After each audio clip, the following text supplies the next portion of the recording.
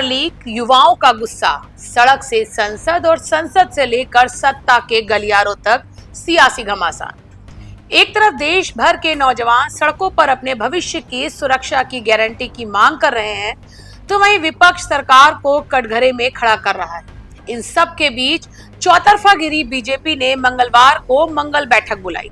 सवाल बड़ा है, क्या ये बैठक सिर्फ राजनीतिक रणनीति तय करेगी या फिर पेपर लीक जैसे गंभीर मुद्दों पर कोई ठोस रास्ता भी निकलेगा?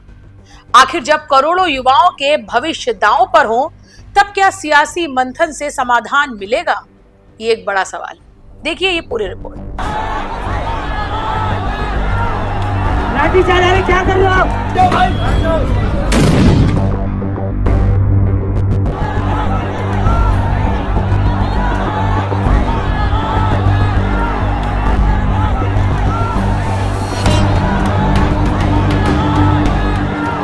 एक तरफ पेपर लीक के मुद्दे पर देश भर में युवाओं का गुस्सा उबाल पर है। दिल्ली के जंतर मंतर से लेकर संसद और सड़कों पर सिर्फ छात्रों का जनसैलाब नजर आ रहा है और मांग सिर्फ एक, शिक्षा मंत्री धर्मेंद्र प्रधान का इस्तीफा। विपक्ष सरकार को घेरने का कोई मौका नहीं छोड़ रही। देश भर की निगाहें सिर्फ इस बात पर हैं कि प्रधानमंत्री मोदी, जो हमेशा युवाओं और जीरो टॉलरेंस की बात करते हैं, इस मामले पर क्या फैसला लेते हैं। और इसी कड़ी में आज संसद के मॉनसून सत्र के बीच बीजेपी ने अपनी रणनीति को धार देने के लिए अहम बैठक बुलाई। नाम था मंगल मिलन। क्या इस मंगल मिलन से विपक्ष के हमलों का जवाब मिलेगा या फिर पेपर लीक का मुद्दा सरकार के लिए और मुश्किलें खड़ी करेगा? संसद से सड़क तक यही सबसे बड़ा सियासी सवाल बन चुका है। विपक्ष लगातार शिक्षा प्रणाली की विश्वसनीयता पर सवाल उठा रहा है। प्रदर्शन के पहले दिन सपा सांसद डिंपल यादव खुद छात्रों के बीच पहुंची और इस प्रदर्शन में शामिल हुई।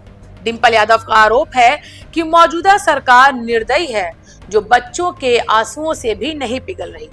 वहीं सपा अध्यक्ष अखिलेश यादव ने भी माना कि देश का युवा सरकार से नाराज है, जिसका असर दिल्ली के जंतर मंतर पर देखने को मिल रहा है। अगर कोई बीमार होता है तो उसका इलाज किया जाता है, तो कहीं ना कहीं ये बच्चे ये बताने आए थे संसद भवन तक। उनका मार्च इसीलिए था कि वो सरकार को बताना चाहते थे कि आपका सिस्टम एक तरीके से बीमार पड़ गया है, काम नहीं कर रहा है ढंग से, उनके हितों के बारे में नहीं सोच रहा है। और वहीं उन मासूम बच्चों को इतनी लाठियां खानी पड़ी, इतने डंडे खाने पड़े, और जो अत्याचार उनके साथ हुआ, बेटियों के कपड़े फाड़े गए, इलेक्ट्रिक शॉक दिए गए, सीधे आप उनके लोअर बॉडी में प्रहार करने से जो कानून कहता है कि आपको पैरों पे मारना चाहिए, मारना ही है अगर कोई उग्र हो रहा है, लेकिन आपने उनकी छाती में डंडे मारे, उनके सर फोड़ दिए। तो मैं समझती हूँ इतनी निर्मम सरकार है ये, और इनके इतना बच्चों ने आंसू बहाए हैं।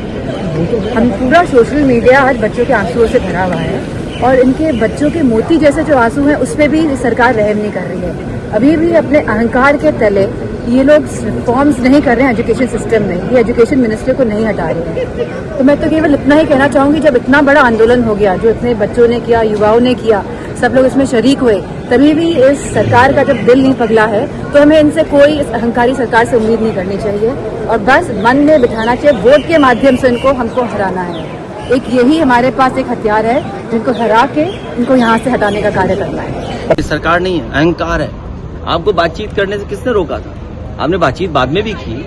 ये बातचीत आप पहले भी तो कर सकते थे, आश्वासन पहले भी दे सकते थे। देश और युवा सरकार से नाराज है, वो दिल्ली में दिखाई दिया है।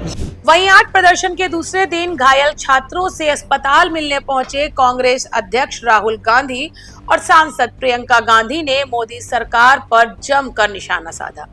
अस्पताल में भर्ती ये वो छात्र हैं जो कल प्रदर्शन के दौरान पुलिस की बर्बरता का शिकार हुए थे। कांग्रेस ने इस मुद्दे को युवाओं के भविष्य से जोड़ते हुए सरकार पर सीधा हमला बोला है। लोकसभा में नेता प्रतिपक्ष राहुल गांधी का आरोप है कि पेपर लीक अब सिर्फ परीक्षा में गड़बड़ी नहीं, बल्कि युवाओं के सपने की चोरी बन चुका है। कांग्रेस का कहना है कि लगातार हो रही परीक्षा में अनियमितताओं से करोड़ों छात्रों का भरोसा टूटा है और सरकार जवाब देने से बच रही है। अब इसी मुद्दे को लेकर संसद के भीतर और बाहर विपक्ष का दबाव लगातार बढ़ता जा रहा है। The point is that this is no way to treat the young people of this country. The young people of this country do not have any opportunities. All the doors are closed. There is only one door which is open, which is the door of the competitive exam, and that door is also destroyed. What are these students here? They are not just complaining about the education system. They are complaining about their future. They are saying that in this country today, because of Mr. Adani and Ambani, because of the RSS complete takeover of the education system, because of the pracharaks becoming vice chancellors of universities, we have no future. That's what they're saying. This is not just about education. This is about the future of young people. They watch, they look at Mr. Ambani's wedding and they watch 1,000 crores being spent over there, and they have no money to open a business if they want. They have no future. That is what this is about. This is much bigger than simply education. This is the students of this country saying, in India, we have no future. We want a future. This is legitimate. There's nothing wrong with this. And instead of saying that, okay, we are going to work to improve the education system, we are going to work to fix the testing system, Prime Minister, I don't know what he's doing. So that's the story. So are you going to meet the injured students? Of course I'm going to meet the injured students. Dharmendra Pradhan की इस्तीफे से कम में आप लोग मानेंगे? This is Dharmendra Pradhan, he's an intermediary. Absolutely he should resign. But Dharmendra Pradhan hasn't beaten up these students. Home Minister has. He should resign. And Home Minister reports to Prime Minister. He should resign. What is going on?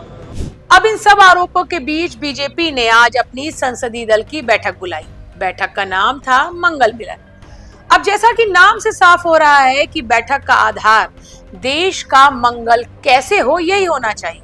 ऐसे में उम्मीद भी कुछ ऐसी ही थी कि इस बैठक के मंथन में पेपर लीक पर घिरी सरकार कोई बड़ा ऐलान कर सकती है, लेकिन ऐसा नहीं हुआ।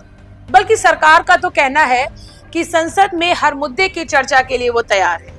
संसदीय कार्य मंत्री किरेन रिजिजू ने सभी दलों से सहयोग की अपील करते हुए कहा कि संसद को सुचारू रूप से चलाना सभी की जिम्मेदारी है। नीट के एग्जाम के बारे में आदरणीय प्रधानमंत्री जी ने कहा है कि जब पेपर लीक का खबर आए तुरंत सरकार ने कार्रवाई किया और 13 लोगों को अरेस्ट करके जेल में डाल दिया गया है और साथ साथ जो छात्र हैं, स्टूडेंट्स हैं, उनका भविष्य को नुकसान ना हो इसलिए री एग्जामिनेशन नीट का प्राथमिकता दिया गया और री एग्जामिनेशन को सक्सेसफुली सफलतापूर्वक कंडक्ट किया गया और उसका रिजल्ट निकलने में कोई विलंब नहीं किया। तो दोबारा इस तरह का पेपर लीक ना हो इसके लिए सख्ती से कदम जो उठाया गया है, जिन्होंने पेपर लीक धंधे में जो लिप्त है, जो लोग दोषी पाए गए हैं, जिसको अरेस्ट किया गया है, उसको जेल में डाल करके प्रधानमंत्री जी ने अपील भी किया है कि उनका जो सजा है उसको सख्ती से सख्ती सजा कैसे दिया जाए उसमें सारा टॉप क्लास के वकील लोग भी साथ दें ताकि जो पेपर लीक जैसे पाप काम किया है उन लोगों को घोर सख्त सजा मिले और आगे पेपर लीक नहीं होने के लिए सख्ती से जो कदम उठाया गया है उसके बारे में भी प्रधानमंत्री जी ने जानकारी दिया। और प्रधानमंत्री जी ने यह भी कहा कि पेपर लीक सिर्फ एक राज्य का मामला नहीं है, सिर्फ केंद्र सरकार का मामला नहीं, पूरा देश का हर एक राज्य में जहां जहां पेपर लीक करने में जो लोग लिप्त है, जो लोग इस धंधे में इन्वॉल्व है, जिन्होंने काम इस तरह का घिनौना किया है, पाप काम किया है, उनको सजा देने के लिए सब एकजुट होना चाहिए। ये कोई दलगत राजनीति का विषय नहीं है, ये देश का विषय है और युवाओं का भविष्य के साथ कोई खिलवाड़ नहीं होने के लिए और खिलवाड़ नहीं करने देने के लिए सख्ती से कदम भी उठाए, सजा भी दे दोषियों को और फिर फुल प्रूफ सिस्टम काम जो अभी कर रहे हैं उसमें भी सब मिल करके करें। इसको प्रधानमंत्री जी ने बल दिया है। सियासत अपने चरम पर है, विपक्ष जवाब मांग रहा है, सरकार कार्रवाई का भरोसा दिला रही है, लेकिन करोड़ों युवाओं का सवाल अब भी वही है, आखिर पेपर लीक कब रुकेगा? क्या बीजेपी की मंगल बैठक सिर्फ राजनीतिक रणनीति तय करेगी या युवाओं के भरोसों को लौटाने का कोई ठोस रोड मैप भी सामने आएगा? फिलहाल निगाहें संसद की बहस और सरकार के अगले कदम पर टिकी हैं, क्योंकि इस मुद्दे पर फैसला सिर्फ राजनीति का नहीं बल्कि देश के करोड़ों छात्रों के भविष्य का भी है। लखनऊ से श्रुति गुप्ता की ये रिपोर्ट।